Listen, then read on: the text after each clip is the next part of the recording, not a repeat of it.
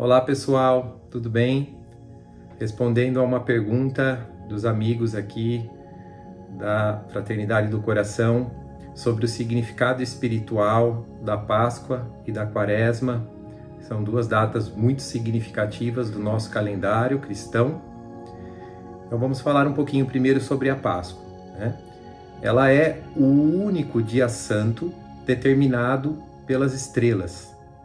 Sempre cai no primeiro domingo depois da primeira lua cheia da primavera, tá? Aqui no hemisfério norte.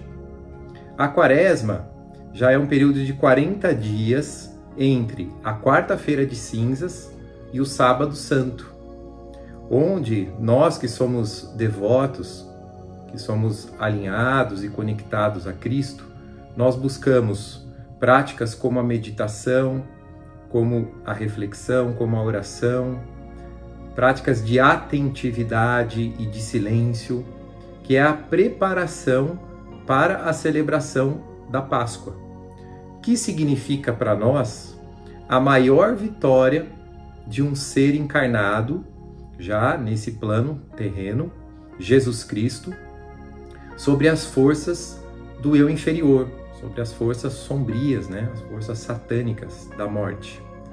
Então, o objetivo principal desse período de 40 dias é nós refletirmos sobre a vida de Jesus, sobre a sua morte e a sua ressurreição, né?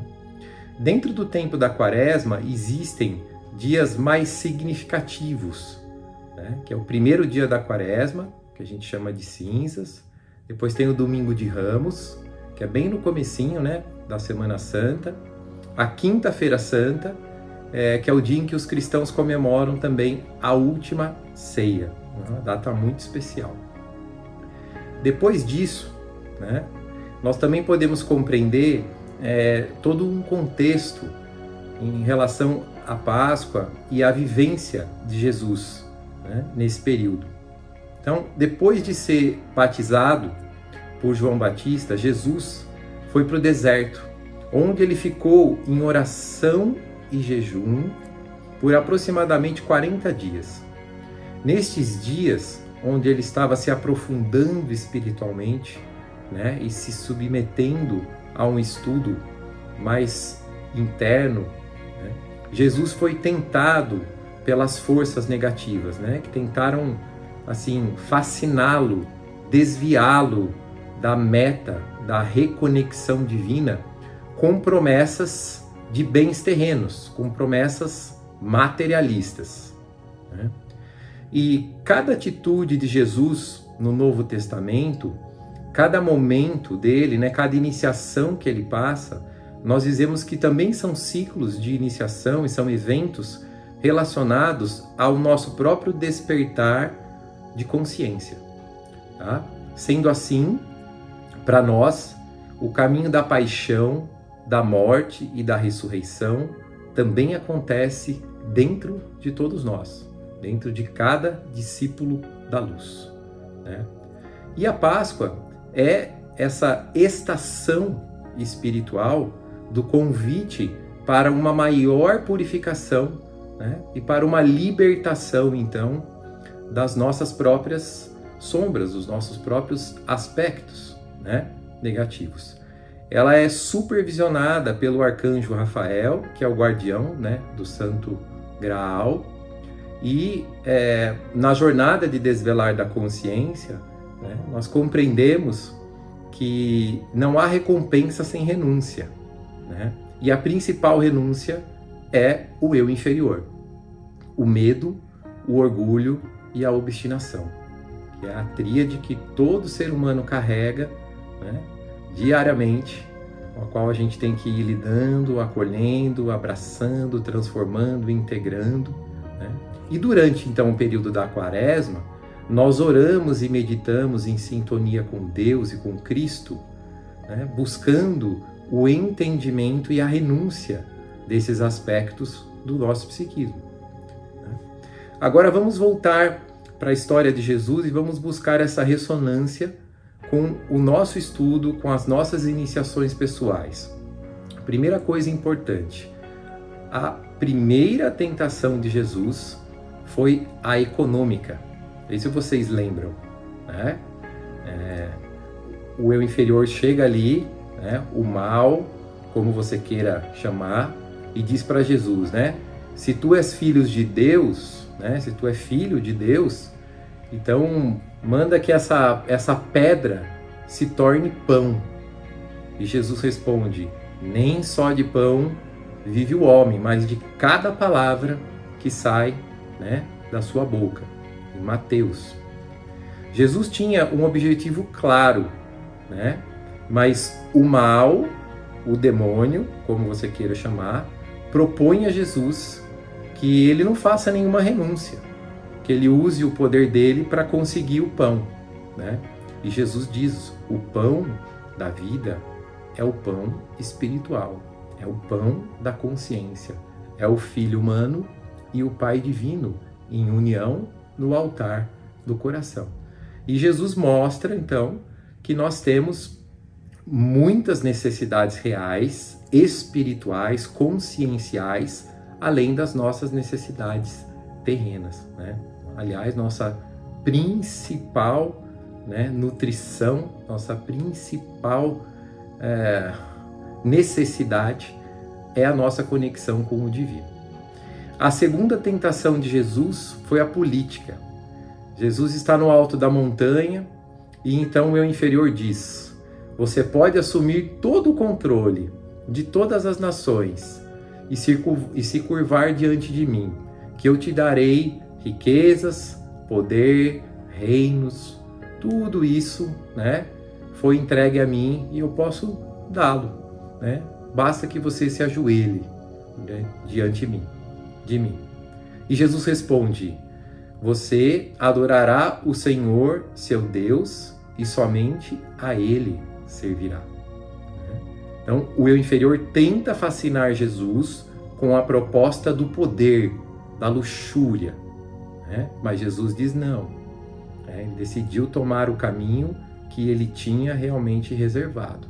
Revelar as verdades mais fundamentais da vida, contribuir para o plano da evolução, servir como um exemplo humano e acessível do amor, da verdade e da consciência para toda a humanidade através dos séculos. Aí a obra de Jesus até hoje, né, está viva, enquanto a obra de muitos imperadores e dominadores simplesmente se diluiu. A terceira tentação de Jesus é a espiritual. Jesus estava em Jerusalém, num lugar mais alto do templo, né? E o inferior lhe diz: se tu és filho de Deus, joga-te daqui para baixo, né? E aí Jesus respondeu: não devemos tentar o Senhor Deus e as suas leis, né? Deus protege aqueles que trilham o caminho correto, né? Mas nós não devemos tentar as leis concretas dessa realidade, dessa terceira dimensão, né? Então Jesus sabia que o caminho era revelar a verdade, né?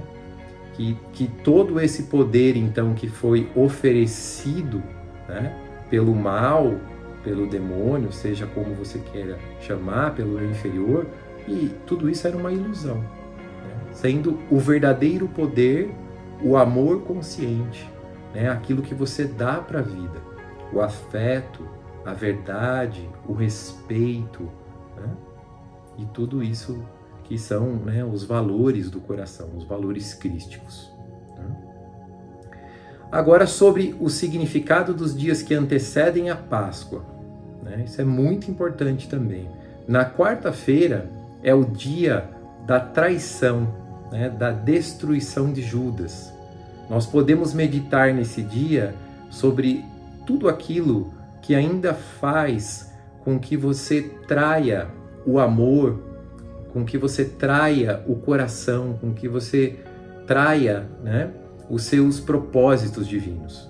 Então, quarta-feira é o dia para meditar sobre os lugares internos, os nãos internos que ainda traem, né, o chamado divino, o impulso, o fluxo divino. Na quinta-feira, que é a última ceia, né, o mistério da Eucaristia, que eu acho que é o mais elevado ensinamento alquímico de Jesus. É tempo de nós meditarmos sobre a transmutação dos vícios, né, a transmutação do materialismo para o espiritualismo. Tá? E na sexta-feira, então, a crucificação, onde nós aprendemos a carregar a nossa cruz, assumir a autorresponsabilidade pelas nossas escolhas, pelas nossas criações positivas e negativas, né? Já que nós somos todos responsáveis por aquilo que criamos. Então, no sábado, né, nós nos dedicamos à reflexão, à conexão com o batismo, que é um ato que libera e ilumina a estrutura energética, né, das pessoas que conscientemente se colocam a serviço do canal e da missão de Cristo, do plano de salvação de Cristo, né? E no domingo, então, das trevas para a luz, todo esse trabalho, né, dentro da cerimônia mais exaltada, né, do raio crístico. Então, é o dia da celebração divina, dedicado àquele que se trabalhou, que se elevou acima do eu inferior e deu uma maior expressão à verdadeira energia de Cristo dentro de si mesmo. Resumindo, eu acho que é isso que eu poderia falar para vocês hoje, ok? Uma abençoada quaresma para todos nós e uma luminosa Páscoa para toda a humanidade. Um beijo no coração. Arroba.